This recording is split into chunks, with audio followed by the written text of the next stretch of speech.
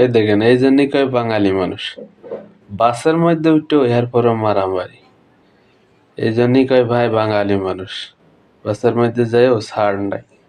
একজন নেশাখোর হোক আর যাই হোক, মুরব্বী মানুষ বাসের মধ্যে উঠছে, কন্ট্রাক্টরে ধরে তার মার শুরু করছে। আর বাসের যাত্রীগুলো হা করে দেয়, আর এক ভাই কয় মানকে মানকে। কি কইতে মনে চাই আপনারাই কয়েন।